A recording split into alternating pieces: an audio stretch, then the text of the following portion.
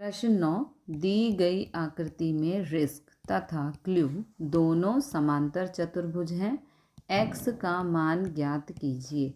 हमें इस x का मान ज्ञात करना है। ओके, तो समांतर चतुर्भुज रिस्क में देखो, रिस्क कहाँ है?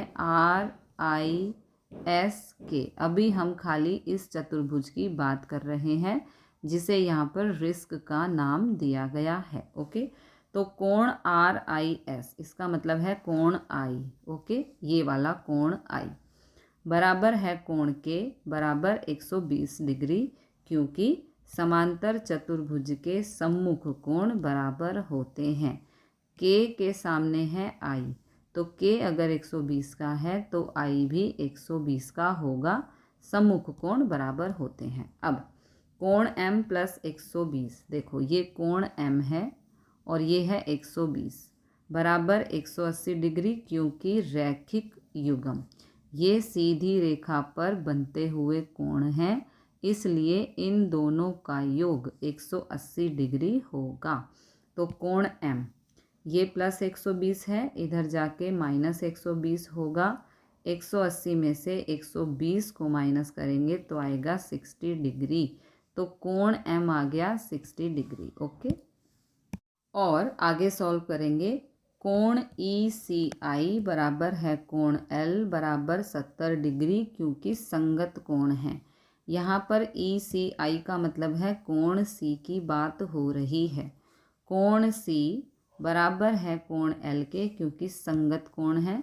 संगत कोण होते हैं एक दूसरे के साथ लगे हुए संलग्न कोण। ओके, अगर कोण L 70 डिग्री का है तो कोण C भी 70 डिग्री का ही होगा, क्योंकि संगत कोण है। अब M plus N plus ECI, देखो M plus N plus ECI। Okay, यहाँ पे सिर्फ हम C को भी देख सकते हैं, जो बीच में अल्फ़ाबेट दिया है उसी कोण को हमें देखना है।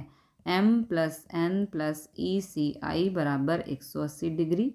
त्रिभुज के कोण योग गुणधर्म से जो होता है त्रिभुज के तीनों कोणों का योग 180 डिग्री होता है, उसे हम कहते हैं त्रिभुज के कोण योग गुणधर्म। ओके, तो इन तीनों कोणों का योग किस किस का? M, N और C का योग 180 डिग्री होना चाहिए।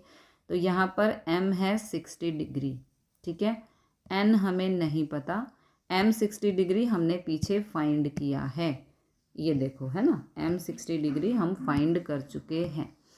तो M की जगह 60, N हमें नहीं पता, C हो गया 70 डिग्री बराबर 180। 60 और 70 को प्लस करेंगे 130, N हमें नहीं पता 180 डिग्री। 130 यहाँ प्लस का है, इधर जाके माइनस का हो जाएगा।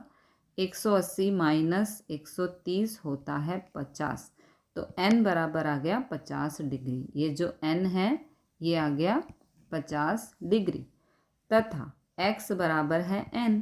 ये जो N है ये इस X के बराबर है, क्योंकि शीर्षाभिमुख कोण है। आप देख सकते हो ये शीर्षाभिमुख कोण है, बीच में क्रॉस है और इसके आमने सामने के कोण हैं, इसे हम शीर्षाभिमुख कोण कहते हैं।